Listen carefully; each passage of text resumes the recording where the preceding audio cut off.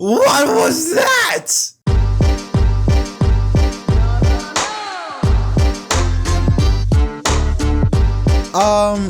Good morning, everyone. It is, past midnight? I am tired. I am exhausted. What in the name of blue hell was that? What was that? I'm in a disbelief. What was that? What was that race? We got a lot of issues to talk about. It's not much of a race and more about, it was less of a race and more of just survival. We had playoff drivers falling out left, right, and center. Crappy ass parts being exposed once again with the next gen car. And I'll be honest, a bad tire, it was bad racing. Something with this next gen car and short tracks just do not run. It don't mix. The Gen 6 car, it excelled on short tracks. The next gen car, it is sucking on short tracks. I don't understand what it is. I don't know if it's the diffuser or I don't know what it is, but there's something, maybe it's a diffuser, too less horsepower, the tire compound that Goodyear brought in, combination of those three things. I don't know, but something needs to be done because this race, racing wise, and we need to separate this. Entertainment doesn't mean good racing. Hopefully we can separate those two things. Good entertainment doesn't mean good racing. This race was hella entertaining. Oh my goodness, drama left, right, and center. All because of the next gen car, but not in a good way. We saw 13, 14 right front tires go down in this race. I mean, almost instantly, and a majority of it was Fords. I'm not gonna, at first I thought it was a Ford issue, but then it became very clear it was just a next gen issue or a combination of a next gen, maybe with the way the camber is set up or how the team set up with tire pressure and things like that, but also how crappy of a tire Goodyear brought in. So let's go over first tire failures. Oh my goodness. Right from the beginning, I'm gonna list off the entire issue with tire failures. In fact, let me go off all the issues just mechanical wise or tire wise. This race is the exact definition of attrition, surviving to the finish. Let's go off, shall we? Harrison Burton, J.J. Yeley both had right front tires going down. Then later on, Austin Cindric, a playoff contender, had a right front tire go down. Later on, Ryan Blaney, another playoff contender, had a tire go down, and Eric Almirola spun for the first caution. Now in stage 2, Denny Hamlin in 7th place, another playoff contender, had a right front tire go down. Brad Keselowski in lap 414, who was leading at the time, slow in the back straightaway with also another right front flat tire. Then later on, Christopher Bell, the leader at that time, he also loses this time a right rear tire. So yeah, those were the amount of tire issues, or at least at the very least, those were the amount of tire issues that I was able to get. I don't know, there could have been more. NBC probably could have possibly forgotten some of them because there were so many, but those were just the amount of tire failures in this race, which was just insane, absolutely mental. But not only that, not only was there a bunch of tire failures, the tire itself was garbage. This tire would not wear. It held up so well. There were numerous instances of drivers being able to stay out late in the race. In stage number 1, you saw a lot of drivers like Brad Keselowski, Bubba Wallace that started mid-pack, would stay out on worn tires, much older worn tires, 30, 40, 50 lap older tires, and be able to hold off drivers on new tires, which should not be the case. If you're on old tires, you should be eaten up and be chewed out and spit out on the side, not being able to hold up drivers that are on fresh tires. The issue, they laid out PJ1 on the bottom of the racetrack. They laid it out, and I think they only laid it out on Thursday or Friday. I think that was the only time they laid out any type of PJ1, but it didn't help. The top lane was the most dominant lane. You could make moves on the inside lane, but especially if you were on those worn tires, it didn't matter if you had new tires. If you're on the inside lane, on the outside lane, even if you had worn tires, you were good. You were golden. And we even saw that later on. We would see drivers 80, 90, maybe even 100 lap tires late into a run being able to hold their ground. Tire wear was just non-existent, and that made it super, super difficult to pass. We only had, I think, 6 leaders and 11 lead changes in this entire race. It was so difficult to pass. Track position was extremely key, which should not be the case for a track like Bristol. The one thing that I love about Bristol so much is the fact that during those long green flag runs, we can see comers and goers. We didn't see that. If you were out in front, you would stay out in front. The only way you would lose being in front of the field is if you had a right front tire go down, thanks to Goodyear. But now let's talk about Toyota and the next gen crappy ass parts, because oh my God, it was absolutely abysmal for Toyota and for the next gen car in terms of the crappy ass parts. And you saw a lot of that after in-race interviews. You saw a lot of drivers being frustrated with, because of the spec car, if one part has issues on one car, it's going to affect every car. And we saw there's a lot of drivers with mechanical issues, mainly from the Toyota camp, but also you saw drivers from the Chevy camp and Ford camps also having mechanical issues under their machines. And because it's a spec car, again, if there's one part that has a problem, more than likely that part's going to take place on every single car, or at least a majority of the cars are going to have that same problem. That's the issues with spec cars. That's what Kyle Larson, Chase Elliott, they were all criticizing it, because it's like, well, we got crappy ass parts. And since we have the same parts, if one driver's having the issue, more than likely everyone else is going to be having that same issue. And also, just another key thing to say about this next gen car, not only the fact there was very little tire wear, but also too little horsepower. Kevin Harvick and I think Denny Hamlin made statements on that after the race, that because there's so little horsepower, you're entering the speeds in the middle of the corner faster than ever before, which should not be the case. One of the beauties about stock car racing, if you want to get the best type of race from stock car racing, you need to have tires that wear out so that there's more off throttle timing. That's how you get the best type of racing. If they're entering the corner faster than on the straightaway, that's an issue. That's a problem. And it was very evident of that. When you have that type of combination, you get very lackluster racing, which is what we saw tonight. Again, very entertaining, lots of drama, but that does not mean good racing. Anyways, let's talk about Toyota and mechanical issues. All right, got my list ready. Stage 2, Bubba Wallace in the 45, running in the top 5 at the moment of time. Smoke out of the right front wheel. Power steering failing. And then his teammate Ty Gibbs goes under the hood. Don't know what the issue was at the time, but something to do with the engine, I believe, but he went under the hood and into the garage. Then Martin Truex Jr., again, power steering gone, other issues with the engine, out of the race. And Truex even gave the engine the middle finger to show his displeasure for it. Then you had the 48 car, radio power steering was going away. All but 2 drivers in stage number 2, Christopher Bell and Kyle Busch, had no issues whatsoever in stage 2. Stage 3. In stage 3, we saw a lot of playoff contenders get involved. I mean, in stage number 1, it was only Ryan Blaney he was the only playoff contender that had some type of issue. Blaney had a horrendous day, and how he was able to still be in the playoffs is truly remarkable. I mean, he even had a moment where he left pit road and the wheel came off of his car. I'm pretty sure that will lead to a 4-race suspension for his crew chief and the tire changer. So, on top of that, with the amount of issues they had to deal with all day trying to fix whatever issue they were having on that car, they were so slow on the racetrack. Sparks were flying from the bottom of his car.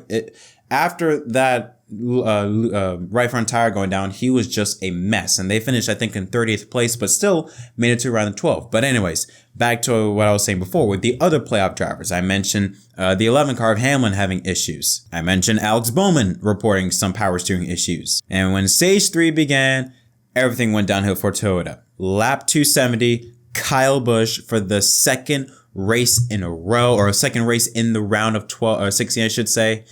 Engine failure.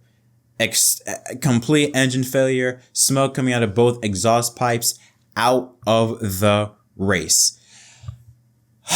Man, I mean,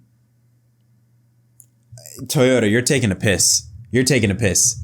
The 45, the 23, the 19, and the 18. Four of your 6 or 5 or 6 Toyota drivers having some form of mechanical and or engine issue. And one of them was your playoff driver. I mean, I don't want to start any conspiracy theories, but I find it kind of interesting how the week that Kyle announces that he's leaving JGR, gets kicked out of the round of 16 because of an engine failure. Not something of his own doing because of Toyota. I felt so bad for Kyle. That was the first time I think I felt bad for Kyle, because the amount of shit he's been through with Toyota through this entire year. I cannot wait for for Kyle Busch to kick JGR's ass next year with RCR and Chevrolet. I cannot wait for his revenge tour. But yeah, you had that. Then 7 laps later on a restart, Daniel Suarez from the 14th position gets loose into turn 3, hits Stenhouse Jr., both cars causing a major stack up. Bowman, Tyler Reddick, and his teammate Austin Dillon all suffer damage. That's 4 playoff drivers all caught up in one incident with Bowman, Suarez, Reddick, and Dillon. So before he had a situation where Kyle Busch seemed to be done and out of it. Well, now he had 4 drivers, 2 of them, Dillon and Reddick, who were not safe at all. And one of them, Dillon, was below the cut line. Reddick was only 2 points in, heading into Bristol. Now all of a sudden there is some light at the end of the tunnel. Now Busch has a shot, even though he can't gain any points, depending on how his rivals are doing. Them having damage and things like that, can lose a bunch of positions, and he can kind of gain them all back. And it was working. I mean, lap 300, Austin Dillon fails to make a minimum speed, loses all of his time on the damaged vehicle policy, out of the race. Then, like I mentioned earlier, Joey Logano, he had a right front tire go down, and he pitted from the 6th or 7th position on lap 297. Now, Eric Almirola, I also forgot to mention him. He also had power steering issue, and he had to go to the garage late in the race. I think at lap 436. He had a really bad day. After he started out great on the pole, led I think the first 39 or 40 laps, then spun, and from that point on just went downhill. Kevin Harvick had a fast car. He may have had a race-winning car, but on the final pit stop, I believe it was 60 or 70 laps to go on pit road. He leaves pit road with a loose wheel and has to back it up, get the wheel back on the car, and finally he was able to leave his stall, get back on the racetrack, but he fell back to mid-pack. And because it's so difficult to pass at Bristol, his race was all but finished. Same thing with Denny Hamlin. On that pit stop, Denny also had a backup after leaving his pit stall with a loose wheel. And so with 60 laps to go, now Austin Cindric, who seemed to be out of it after having his right front tire issues, him and Busch are now tied for points. And Cindric, numerous laps down, but he is running.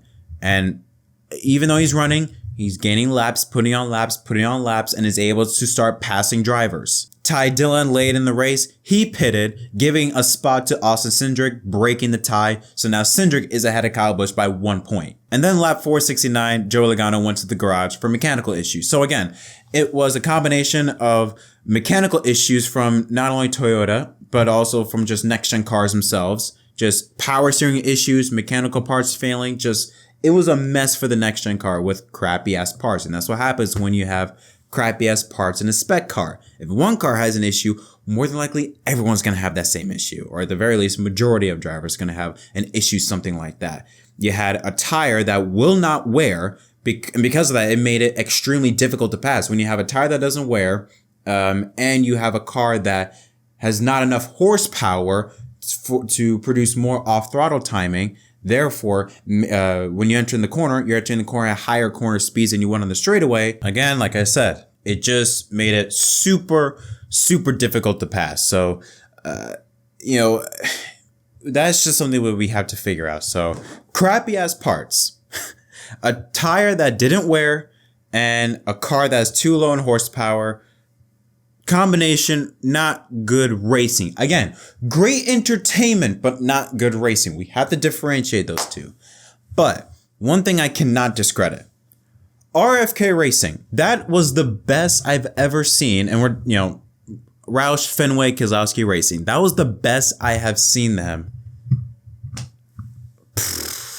I mean, when was the last time we saw them that good? I mean, 2010, 2011, around that era. I mean, they were stout. I was shocked.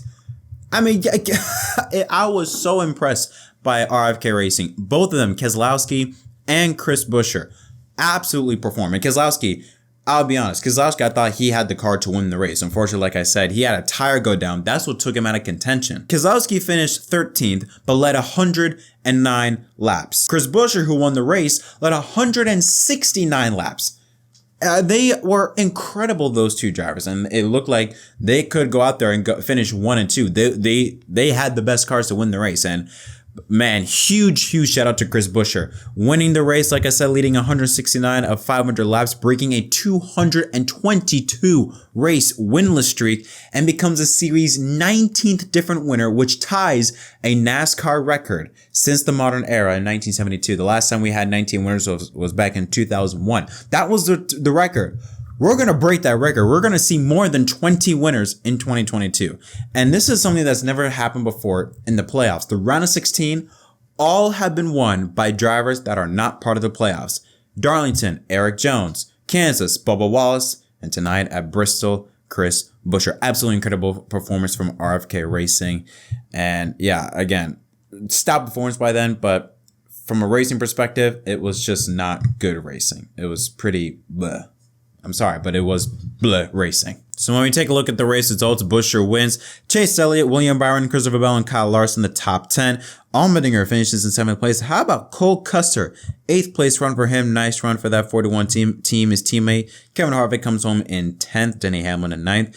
Michael McDowell in 11th place. Justin Haley, nice run for him in 12th. Keselowski, like I said, ends up 13th. LaJoie, 15th. Harrison Burn had so many issues with right front, right rear tires spinning out left and right. The fact that they finished in 16th place is a complete shocker, and that's kind of a win in my book for that 21 team because they were a mess this entire night. Cody Ware, 17th place finish for him. Daniel Suarez, Austin Cindric, 19th and 20th.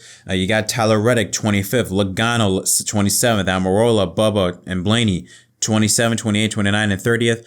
Austin Dillon, Alex Bowman, 31st, 32nd. Stenhouse Jr., who was caught up in that crash, 33rd. Kyle Busch, 34th. Ty Gibbs, 35th. And Mark Truex Jr., 36th. I mean, the amount of... I still cannot believe, like, the night that Toyota had with the amount of mechanical failures. There was a stat. All but 3 playoff drivers had 0 issues. It was Larson, Elliott, I can't remember the other one. I think it was 3 or 4 playoff drivers that had no issues. Larson, Elliott, Byron, and there was one more that I'm losing. But I think that could be it. Just those 3. I'm not sure, but I swear, I felt like everyone and their mother was having some form of problem. Whether it was a tire going down, a mechanical issue inside the car, an engine issue. Whatever it is, it just seemed that everyone was getting involved in something. It just seems like who's going to fall out next? And again, that's why I say this race, although it was entertaining, even though it didn't have good racing, it was very entertaining because the lack of racing was made up by just the amount of sheer drama. It's like you had to watch every single lap because you didn't know who was going to fall out next. So that part was very fun to watch, but from a racing perspective, it could have been a lot better. So we've gone over what happened in the race. Now let's take a look at the round of 12. 12 drivers remain. Chase Elliott enters the round of 12, number 1, plus 31 above the cut line. Logano, plus 16. Chastain, plus 11. Larson, plus 10. Byron, plus 6. Hamlin, Bell, and Blaney all tied, plus 4. Briscoe, the first one out, minus 4. Bowman and Suarez, both minus 6. Austin Cindric, minus 7. So yeah, we had 2 former champions and both of RCR out in the round of 16. Now, I'll be honest. Dillon, I'm not surprised.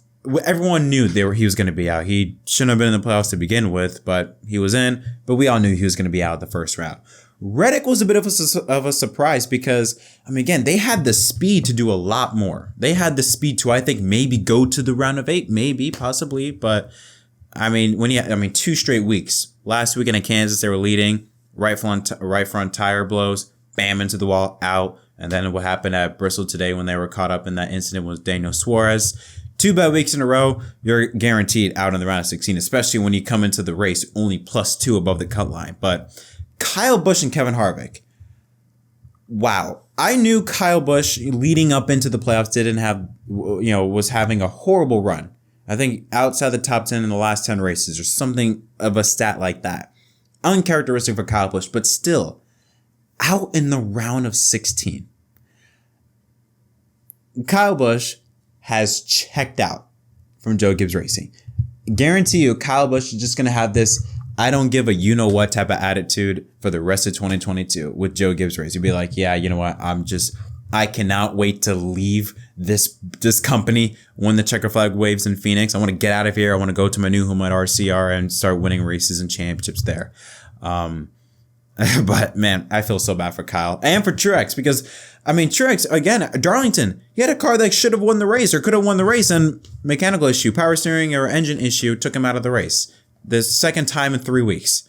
Unreal with Toyota. Kevin Harvick, here's the thing with Harvick, he had a car that I think could have won. Had he gone out up front, had he gotten that track position, no one was going to pass Kevin. I mean, Kevin still was able to work his way up towards the front. Even when didn't qualify up front, but even still late in the race, he was able to drive his way up towards the front. It was until that last pit stop when he had that tire come down and he had to come back, put the tire on, get everything fixed up. That's what killed him in this race. And that's what took him out of contention because he had to make up all of this ground on a track that was super difficult to pass, almost impossible to pass with very little tire wear and high speed corner entries, or mid speed corners. But he had a car that could have won this race. But, you know, you have to look at also the first 2 weeks. I mean, he was involved in incidents that had nothing to do with him. Darlington, the next gen's fault that it caught on fire. And then obviously at Kansas, Chastain kind of caused a crash that sent Harvick into the wall and out of the race. So all 3 races were races that had nothing to do with him. One was a next gen car. The next week was another driver. And this week was his crew. I mean, but man, I feel bad for Harvick because Harvick came into the playoffs with a lot of momentum on his side, I feel like, and could have gone far into the playoffs. But man, I mean, when you look at the drivers, I mean, Chase Briscoe, Daniel Suarez, you know, Austin Cindric. These are drivers I don't think, I'll say not many had advancing into the next round. I'm not going to say no one had them, but very few had them entering the next round. But yeah, I think I've said all I needed to say about this race. Again, very entertaining, but NASCAR, you got to fix this next gen issue. You've already fixed it with intermediates. Now it's time to fix it on short tracks. Either get rid of the diffuser, maybe Goodyear bring a tire that actually wears, because we had the same issue at Martinsville, where y'all brought a tire that just would not wear for the life of it. Maybe it has to do with shifting. I don't know if they were shifting. I forgot if they were shifting or not at Bristol, but y'all need to fix it out. I'm afraid that Martinsville is going to be an absolute snoozer. And that should be the penultimate race of the season to determine the championship for. And I'm afraid it's going to be an absolute snoozer, but y'all got to fix this with this short track issue, because we love short tracks. We love Bristol, but Bristol, in my opinion, from a racing perspective, didn't deliver. But still, I am super happy for Christopher Buescher. Yeah, that's his name, Christopher Buescher. I'm super happy for him to be able to break through with this win. He had been knocking on the door for quite some time. He had 3 or 4 chances where he had opportunities to win races, just didn't go his way. They were all on road courses. I didn't expect him to go out there and win at Bristol. I didn't expect RFK to be this good at Bristol, but they surprised me, and I'm pretty sure they surprised a lot of people about the potential that they have. And I mean, Keselowski did say that their plan with RFK Racing is to expand back to a 4-car team. So who knows? With the way things are going right now, the future looks very bright for RFK Racing. I'm excited for that. But yeah, what did y'all think of the race? Did you like it? Did you not? Tell me what your thoughts on any of the moments that happened in this race in the comment section down below. Until next time, my name is Jett from MDK. I'm going to crash into bed, probably sleep all Sunday afternoon. Congratulations to Christopher Buescher, your winner at Bristol. We'll see you next time.